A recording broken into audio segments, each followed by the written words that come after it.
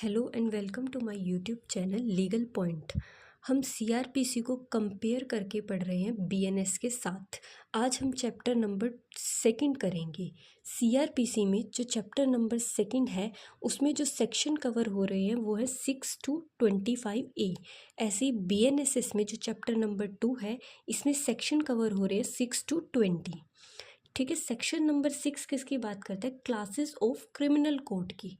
तो criminal court में कौन कौन सी कोर्ट आती है? High court, court of session, judicial magistrate first class, judicial magistrate second class और एग्जीक्यूटिव मैजिस्ट्रेट।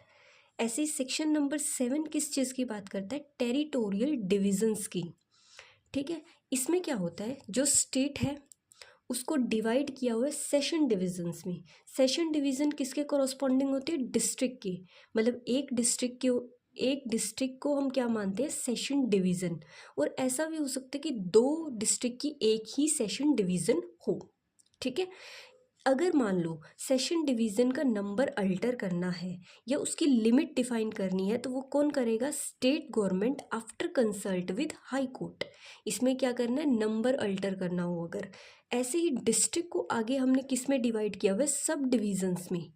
ठीक है, और ऐसे ही अगर सब डिवीजन्स की लिमिट्स को अल्टर करना हो तो state government after consult with high court ऐसा करेगी।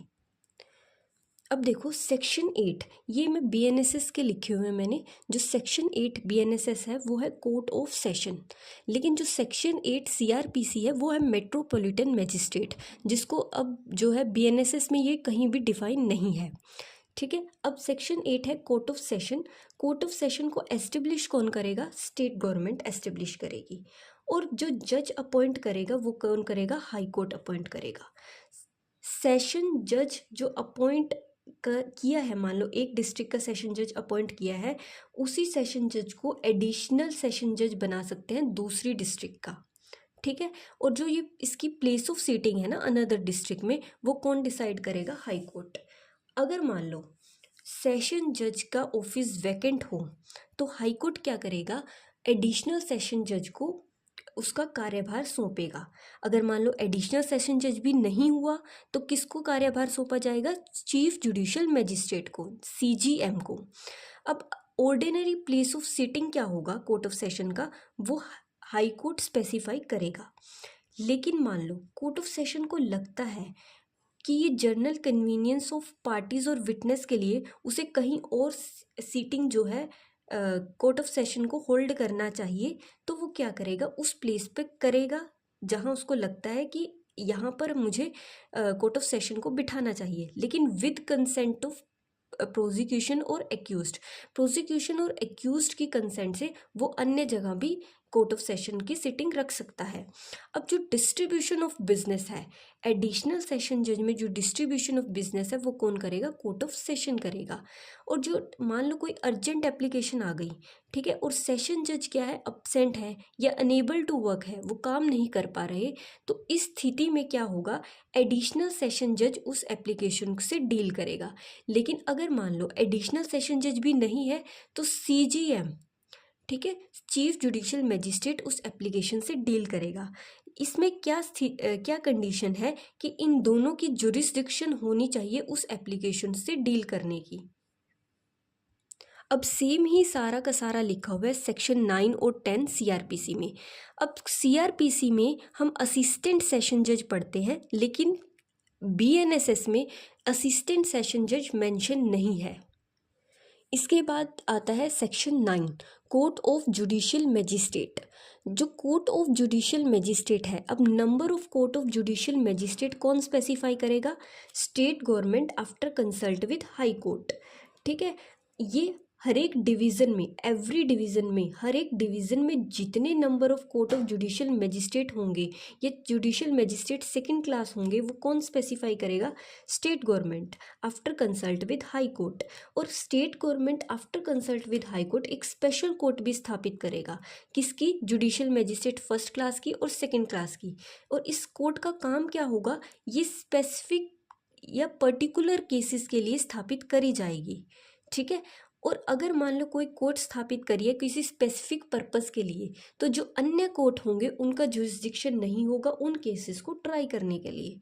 अब जो प्रिजाइडिंग ऑफिसर्स हैं इन कोर्ट्स के, जुडिशियल मजिस्ट्रेट कौन अपॉइंट करेगा? हाई कोर्ट अपॉइंट करेगा।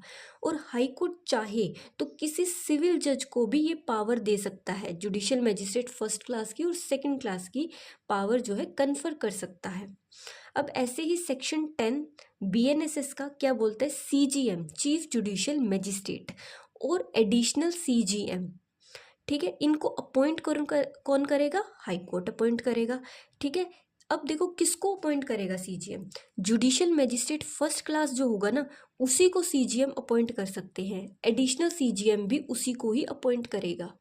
ठीक है, इसके साथ साथ जुडिशियल मजिस्ट्रेट फर्स्ट क्लास को सब डिविजनल जुडिशियल मजिस्ट्रेट भी हाई कोर्ट अपॉइंट कर सकता है।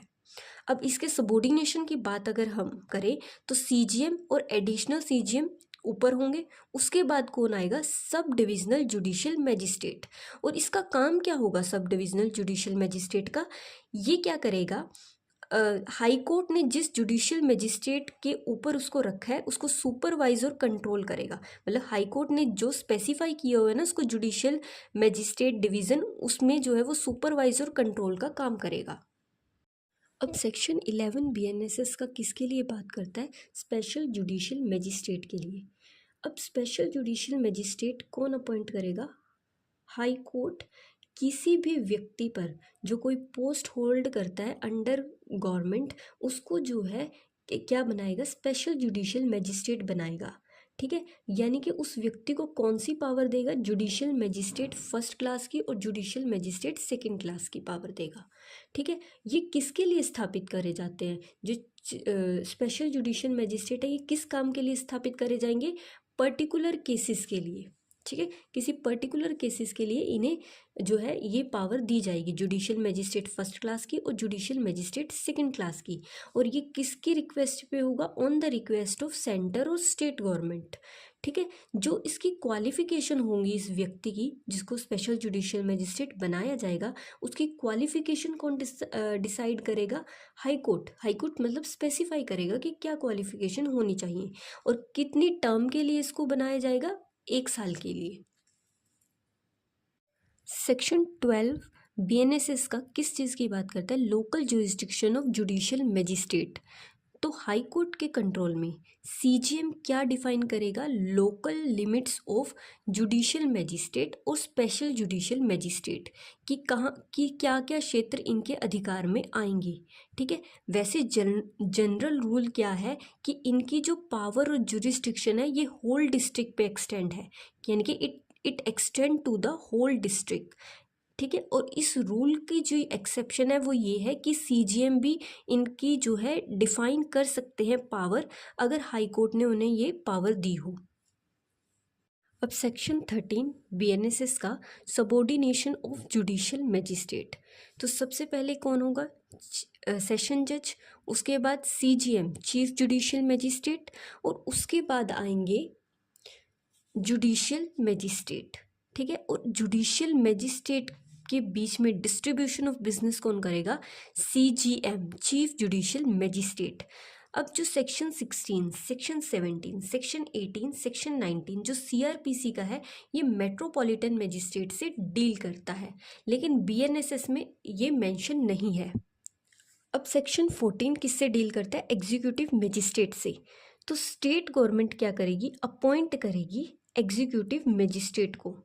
ठीक है, और इसी एग्जीक्यूटिव मजिस्ट्रेट में से एक को अपॉइंट करेगी district magistrate and additional district magistrate.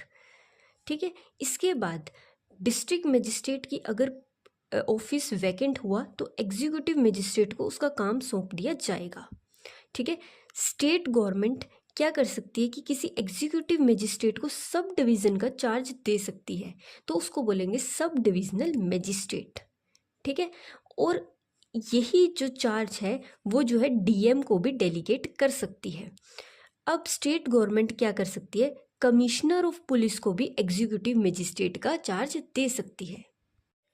अब सेक्शन 15 किससे डील करते हैं? स्पेशल एग्जीक्यूटिव मजिस्ट्रेट से। तो स्टेट गवर्नमेंट अपॉइंट करेगी एग्जीक्यूटिव मजिस्ट्रेट को या फिर किसी पुलिस ऑफिसर को। कौन से पुलिस ऑफिसर को? जो एसपी की रैंक का हो या उससे बड़ा हो, उसको क्या अपॉइंट करेगी? Special executive magistrate. किस काम के लिए? कोई पर्टिकुलर फंक्शन के लिए या फिर कोई पर्टिकुलर एरिया के लिए। ठीक है। और देखो जो भी सीआरपीसी में इसके कॉरस्पॉन्डिंग सेक्शन है वो मैंने इनके नीचे लिखे हुए हैं। ठीक है।